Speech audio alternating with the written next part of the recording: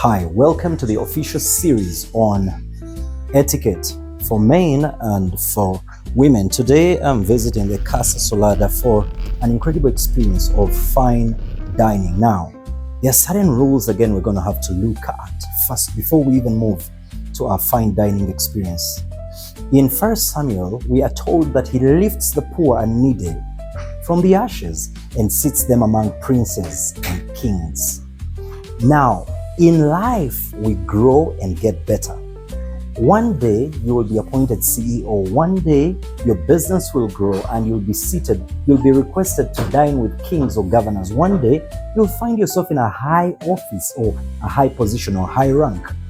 Or one day, you could find yourself in a place where you've been invited to actually dine with kings or high respectable people. Or one day, you will be required to go on a date. So, let's start with the first rule. You need to always look very presentable depending on the occasion. I'm going to tell you the do's and don'ts, but also, number 2, always have a watch on your wrist.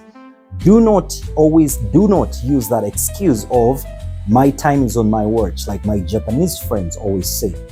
The most important thing on how serious a man is the wrist, the watch on their wrist, and how important they keep the time. So keep time.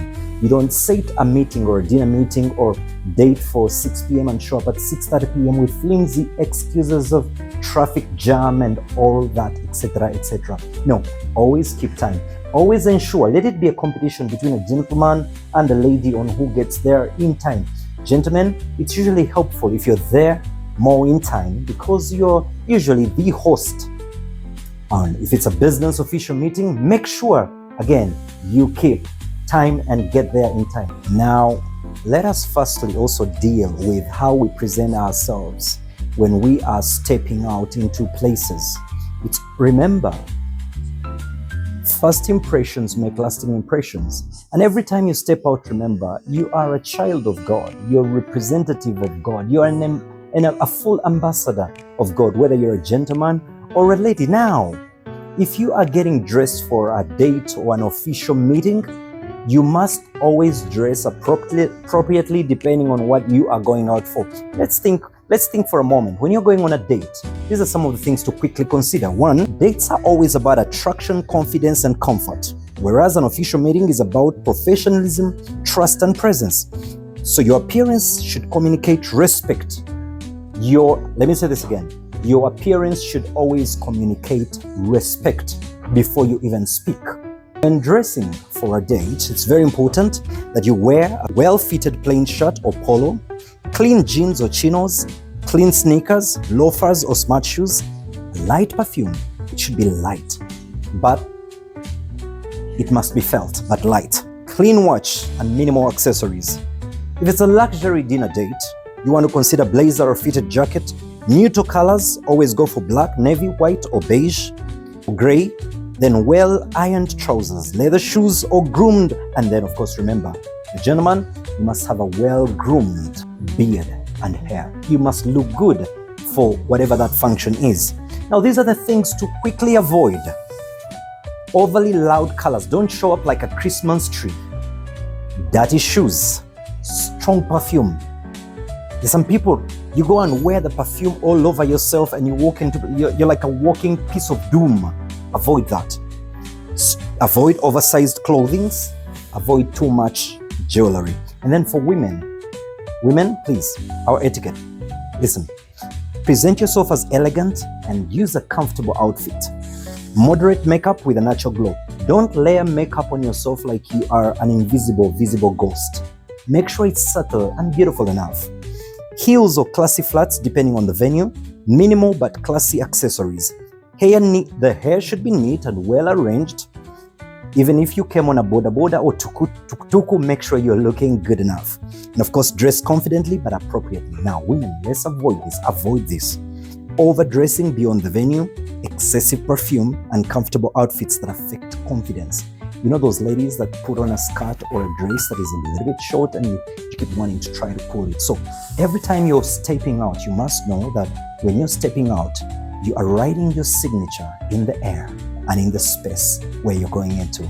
Okay, can we go fine dining now?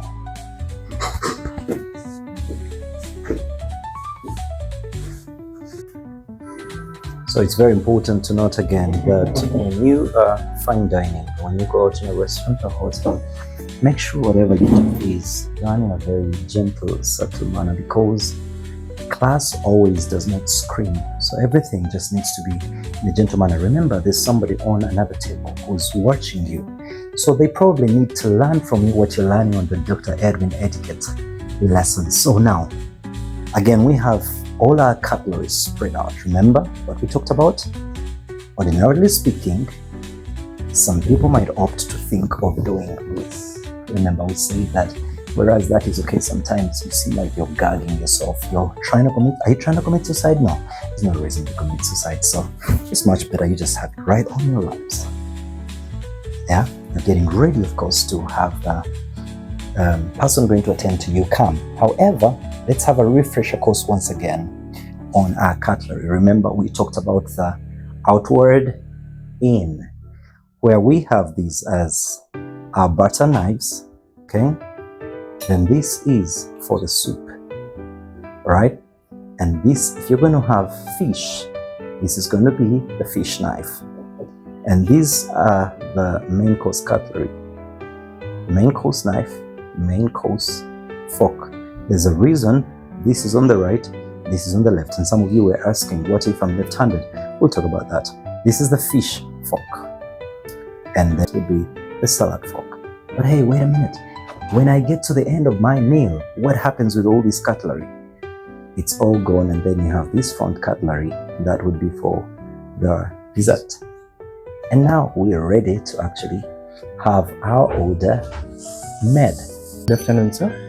Good afternoon, Mr. Najib. Yes, please. How are you? I'm good. How are you, sir? Good, thank you. Nice seeing you here. Good to be here. May I have the menu, please? Yes, please. Remember, the key words here are, you're not ordering anybody. Menu. Give me the menu. No. Could I have the menu, please? Okay? It's on a courtesy. You need to be gentle with every word you say, very respectful as they bring the menu over. Thank you so much. You're welcome, please. So, what we'll do today? We have the specials for Casa Solada. Okay. And then the first one is a fresh salmon steak. Okay. Served with spinach creamy sauce. Okay. Yeah, you can have it with an accompaniment of parsley, mash, steamed veggies, alone, steamed rice, okay, fried plantain, the potato wedges. Okay, yeah. I'll have the fresh salmon steak and the white rice. Yes, please. With vegetables. Yes, please. And what was the other thing I asked for? A plantain. And some plantain. Okay. Now remember, when you're dealing with the menu, sometimes hotels like this, for instance, Casa Solada, you'll find that certain things are in Italiano. Hey, the reason the person attending to you exists is not for you to feel embarrassed to ask what you do not understand. So always ask them, and remember to be as respectful as possible. Thank you. So I'll have that. Thank you. How long will it take? 20 minutes. But of course, am I going to have the soup first? Yes, please. Tomato soup, please. Okay. Great, thank you. You're welcome. So I'm going to try to look at also how long it takes, because one of the other challenges that restaurants and hotels have is that it's so disappointing when you come into a fine place and you order for things that take too long. It almost defeats the purpose to why you actually showed up in that place in the first instance. Of course, it's very important when it comes to hospitality that efficiency matches with timeliness of when orders are delivered. So we're waiting for the soup. I hope you remember which of these pieces of cutlery will take care of the soup. Excuse me, sir. Right. This is for you. Thank you. So remember, we talked about the hot towel that is usually brought before you have your meal. So again, whatever you try to do when you're in public places like this, you try to be as calm and gentle with whatever you do. Thank you so much for the soup. And then we agreed that this towel will not be suitable for you to put on the face. No, don't put it on the face. So this is not your towel to try cleaning off the dirt of your face. So you gently clean and wipe your fingers until they're clean. And we agreed that in our Dr. Edwin etiquette rules, we don't just throw it back. No. The way it was brought in an organized manner, that shows a very organized person. And if you're having a meeting with business people and potential clients, they think, he's got some class. And if it's a lady you're taking out, she's gonna think, wow, this guy's got some class and he's quite excellent at what he does. So thank you so much. You're welcome, sir. So we have the soup before us. Remember, this is our soup spoon.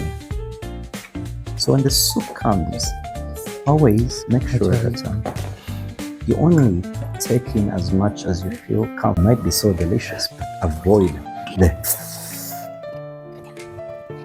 no, that sound is not required. So let it be. Again, we said everything is in gentle meters.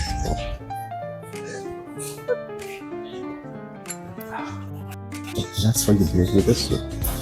Gently. And also the other thing, remember there's people around you. So it's not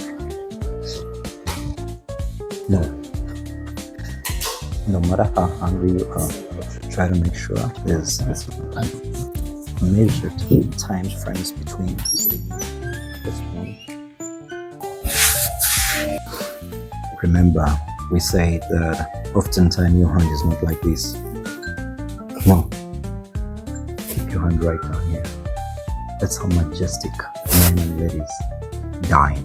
So your hand is over here. You continue enjoying your soup.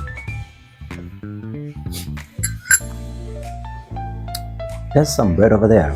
So remember, we have our bread knife. So the bread over here, again, its purpose is for you to eat gently or briefly while you wait for the main course.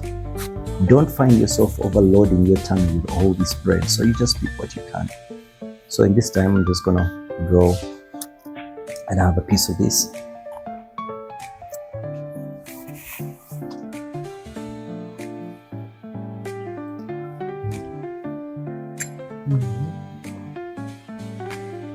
Then it's important. As long as you still have stuff you're chewing or eating, avoid talking. Don't talk while your food is in the mouth. And if it's 2, 3, 4 people seated on the table while the meal starts, when the meal starts, always avoid continuing with the serious conversations that require quick responses, because it's also embarrassing when you ask a question and someone probably has just done this, you just put it in the mouth. It is. So you can nod and listen. If you're forced to say something because there's an awkward silence, you could just simply do. I think that's actually very factual. Keep it short, but you actually cover your mouth. Listen. Yes. Did you enjoy the soup? Oh, I sure did. Thank you so much. You're welcome. Great.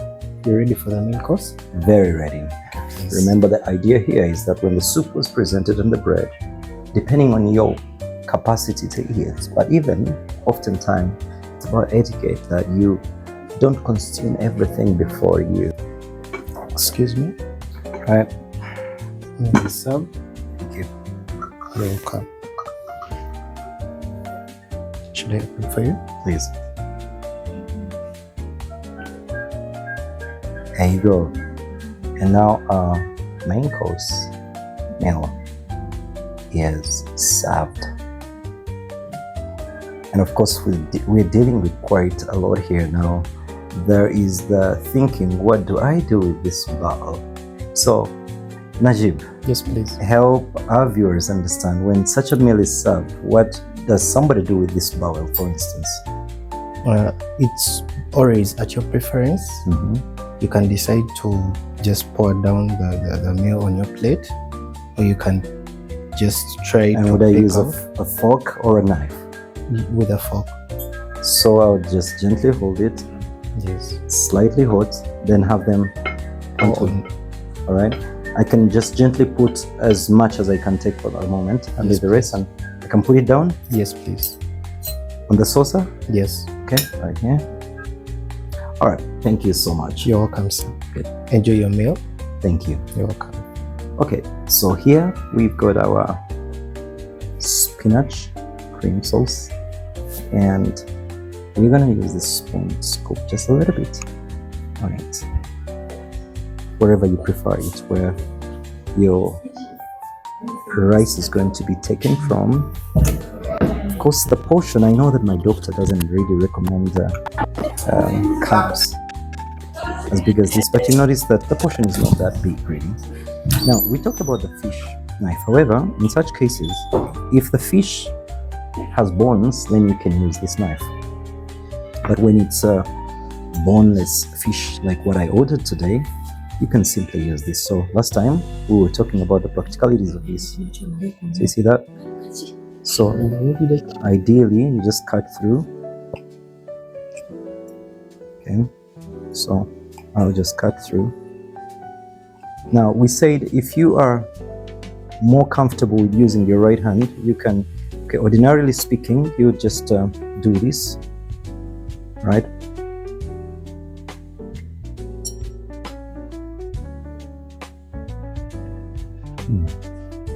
And remember, tolyango swankula. So don't do this kind of thing. See, let's try this out. Don't do this.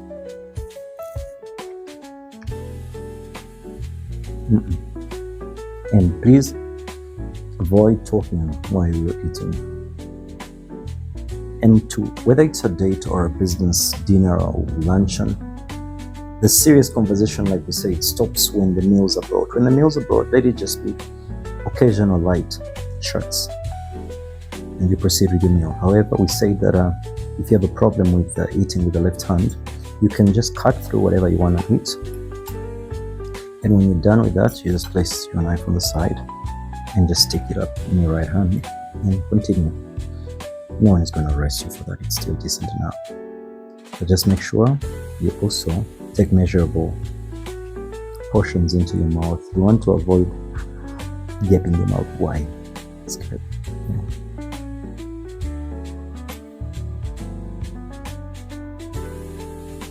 So our mouth will go from 20, 30, 40 degrees, not a 90, right?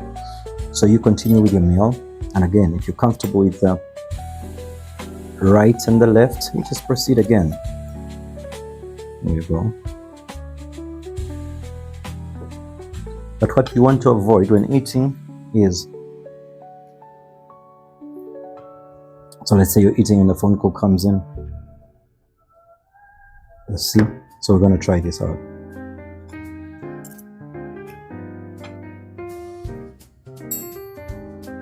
Hello? Anyo, no. What is, no. Don't do that. We say the phone is away. Let's assume it's an emergency and you're either high dignitary and your PS brings you the phone and says it's a very important call. What you simply will do is, let's assume you had just put something in your mouth.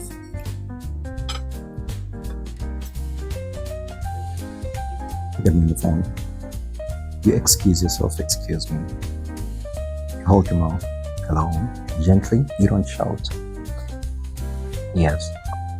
Sure. Yeah, I'll call you back. Thank you. You hand the phone back to your aide or PA or whoever is handling it. Or if it's yours, you put it away again. And you focus on your eating. You can't do both at the same time. Talking while you are on the phone. Avoid the endless scrolling. You can't not be on dinner date or business luncheon or dinner, and while you're eating, it just comes off really rude and ugly. So then you just proceed with your meal as described, and everything will go perfectly well. Let me enjoy the rest of my meal. We'll come back later when it's dessert time. It's your dessert. Thank you. Enjoy your meal. Thank you so much. And finally, when dessert is served, and that's why when you're dealing with a 5-course meal, you again, like I said, eat in measurable portions to ensure that you still have space for dessert. Now, you have this spoon, which ideally, if I had chosen ice cream for dessert, then you'd use the spoon. But now we'll go for this mini fork that will handle our dessert. Wow, the casa salada dessert, doesn't it look amazing? And again, just take one simple, manageable bite at a time.